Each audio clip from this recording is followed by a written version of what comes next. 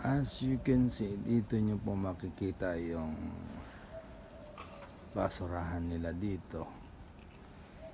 Dito yung mga damit, bag, sapatos, sombrero, mga stuffed toys na ayaw nyo na, ilagay nyo lang dito. Tapos may mga ewan ko kung ano sa English yan, Tagalog kalimutan ko eh. Ito yung mga basura, yan, tapon nyo dyan, bili lang kayo. Sardos doon sa gitna, may battery, mga fire extinguisher, sigarilyo, yan, ayan. Kita nyo naman yung mga picture dyan, mga food waste, mga buto ng isda o ano man nandyan nakalagay din. Kita nyo naman siguro yung photo, explains everything yan.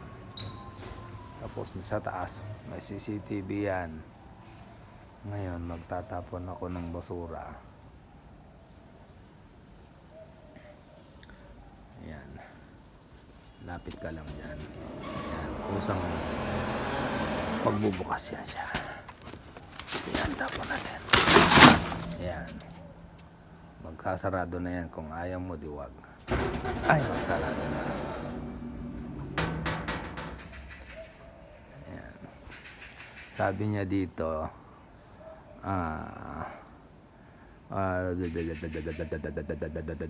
yun yun. Sa Pilipinas to, maganda yung CCTV.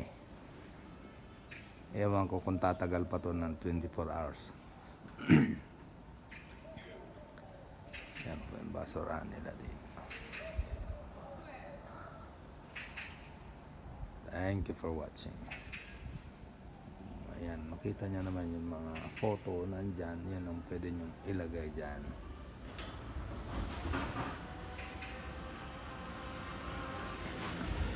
Ewan ko lang yung mga ex dito, yung mga ex nyo. Ewan ko kung saan nyo ilalagay dyan. Basura. Okay, have a nice day.